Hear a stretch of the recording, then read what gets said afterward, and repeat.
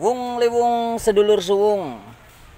Assalamualaikum warahmatullahi wabarakatuh. Om Swastiastu.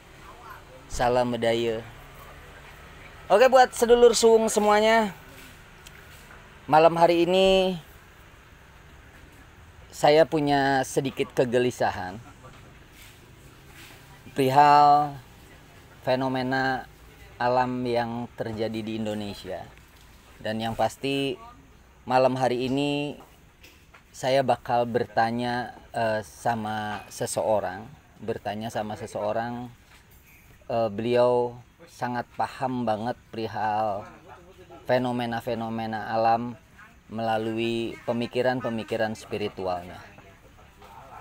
Oke, untuk sedulur suwung, tentunya jangan lupa subscribe, like, share, dan komen.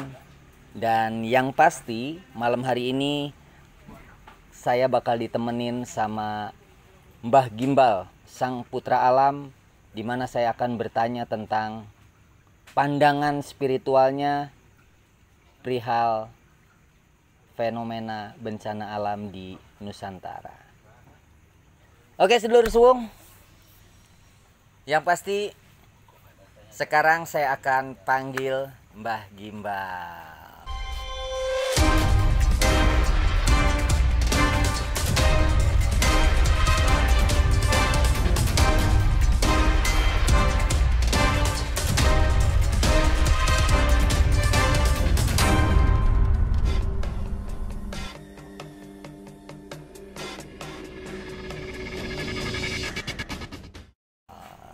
Malam, Oke, coy. Mbak. Aduh, gimana? Sehat, Mbak. Sehat, Mbak. Gimana? Wow. Ini kemana aja nih? Wah, biasalah kita muter-muter ya.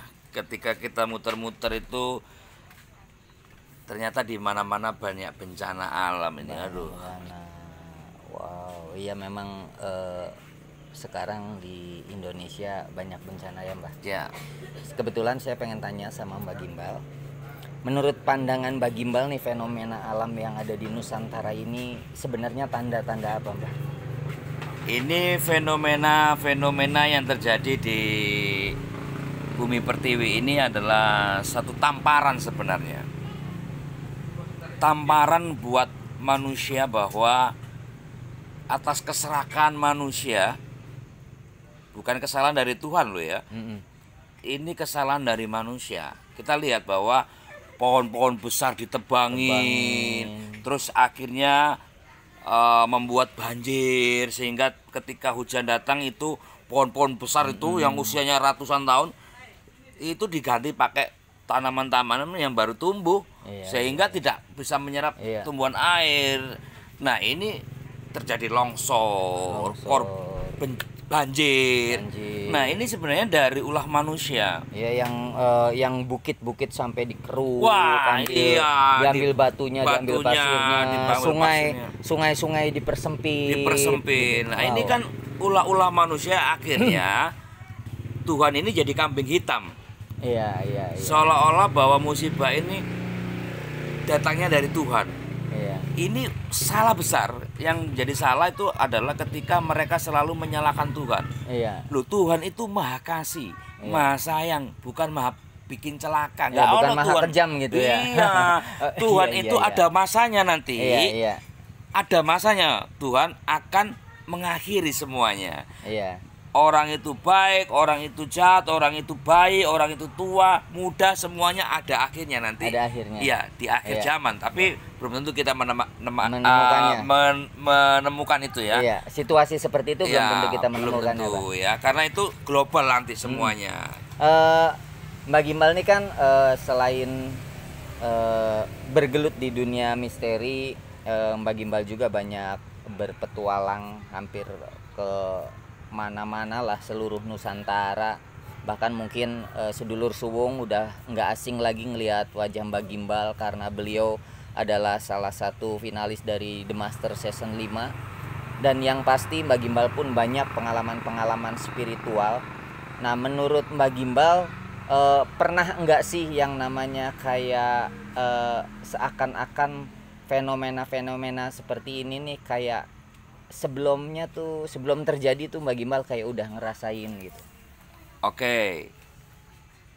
Berapa kali konten saya juga saya unggah, istilahnya berbicara masa depan, bencana-bencana yang terjadi. Itu di konten saya sudah jelaskan. Sebelum terjadi masalah itu saya sudah berapa kali siarkan, dan menurut para leluhur, para sesepuh, bahwa akan muncul ini dan terbukti. Tapi kembali lagi ya, gara-gara COVID nih, akal sehat manusia nggak sehat lagi. Bayangkan orang ditekan dengan rasa takut, ditekan dengan ketidakpercayaan. Bahkan Pancasila ini udah terkoyak. Bayangkan dari 5 Pancasila ini saya ambil satu aja lah, Persatuan Indonesia di sila ketiga. Rakyat sudah nggak banyak bersatu.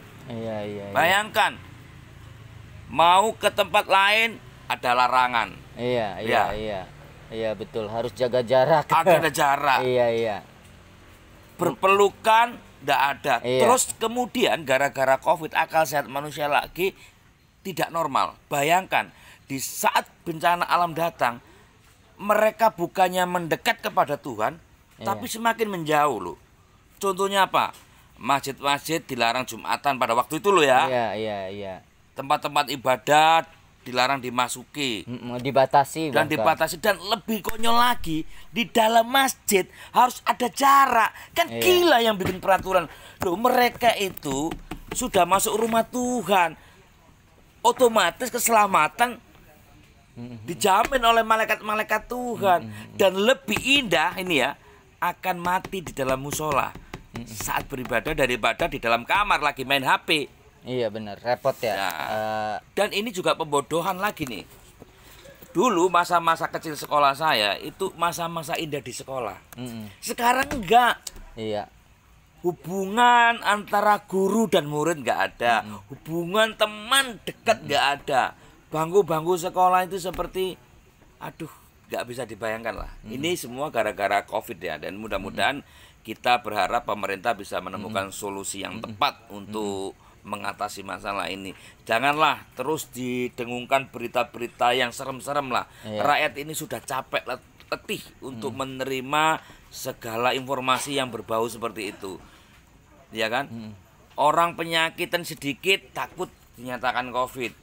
Orang pilek panas dikit takut dinyatakan COVID. Sampai mau periksa ke puskesmas saja segan. Ini momok, menjadi momok, dan rasa takut ini terus semakin menghantui masyarakat ini. Pertanyaannya, sampai kapan ini pembodohan ini? Andai kata ini benar ya, mbok pemerintah simpen aja. Cari solusi yang tepat untuk supaya masyarakat ini nggak semakin tegang. Tahu nggak? Sakitnya masyarakat ini sebenarnya karena pola pikir masyarakat yang sudah nggak ada jalan keluarnya. Buntu, PHK di mana-mana. Kemudian lahan-lahan pekerjaan sudah sempit, dan krisis kepercayaan ini sudah nggak ada lagi. Jadi seakan-akan bencana itu bukan hanya saja di alam ya Mbak Gimbal, bencana juga terjadi terhadap psikologis, pola pikir, gitu ya, ke semuanya. Ya mudah-mudahan lah, kita berdoa pemerintah bisa menemukan jalan yang terbaik ya. Nah kalau begitu Mbak Gimbal pasti deh ada juga pengalaman-pengalaman spiritual untuk sedulur suwung nih. Bagaimana caranya kita untuk bisa melenturkan hati, menenangkan diri agar tetap bisa menjaga jiwa, pikiran untuk tetap berpikir positif. Mbak Gimbal punya tips-tips apa nih buat sedulur suwung nih? Sebenarnya saya ingat omongannya Presiden kita Pak Jokowi ya. Pak Jokowi bilang, untuk hidup sehat, saya minum jamu. Ini saya lakukan sudah 17 tahun. Nih ada videonya Pak Jokowi itu. Lagi ngudek jamu yang isinya kunyit, jahe, kemudian temulawak. Dan beliau meminumnya setiap pagi. Dan itu dilakukan selama kurang lebih 17 tahun. Itu tips sehat dari Pak Jokowi. Nah inilah yang harusnya terus pemerintah dengungkan. Jangan sampai sakit, kan lebih baik mencegah. Iya. Lah, cara mencegah yang saya lihat dari konten Pak Jokowi di situ, videonya Pak Jokowi masuk akal karena itu adalah bagian ramuan-ramuan tradisional yang sangat efisien untuk imun. Nah, imun dalam mengatasi masalah COVID ini, masalah penyakit adalah berpikir sehat, jangan tegang. Nah, kalau sekarang tegang gimana bisa nggak kena Nah, itu penyakit? kan terkadang kan sulitnya kita generasi milenial ini untuk berpikir tidak tegang, untuk berpikir selalu berpikir positif. Mbak Gimbal ada konsep atau pola apa yang harus kita lakukan agar kita bisa menjaga pikiran-pikiran kita agar untuk tetap positif? Oke lah, kalau untuk kita secara pribadi teman-teman ya, tetap fokus bahwa hidup ini harus bermanfaat. Hidup itu harus bermanfaat, jadi lakukan sesuatu yang indah dalam hidupmu untuk berbuat kebaikan. Dan jangan pernah ditunda untuk berbuat baik. Dan jangan merasa hebat, jangan merasa kuat. Hebat adalah ketika hidup kita ini bermanfaat untuk banyak orang. Dan kuat adalah ketika kekuatan kita ini mampu menolong orang yang lemah dan tidak berdaya. Dan jangan pernah ditunda untuk berbuat baik. Selama kita masih diberi kesempatan bernafas, gunakan waktu kita untuk berbuat baik. Dan itu tip yang luar biasa. Oke, sedulur suwung, terima kasih banyak buat sedulur suwung udah nonton kita berdua, dan yang pasti jangan lupa subscribe. ya harus subscribe channelnya, juga ya. channel Suwung dan juga Suwung, channelnya channel di Mbak Mbak Gimbal. Oke, Bang Joy, terima kasih banyak Mbak Gimbal. Sampai ketemu, sukses ya acaranya. Siap, sama-sama Mbak Gimbal. Dah, sampai Oke, ketemu, Lur. buat sedulur Suwung terima kasih. Assalamualaikum warahmatullahi wabarakatuh.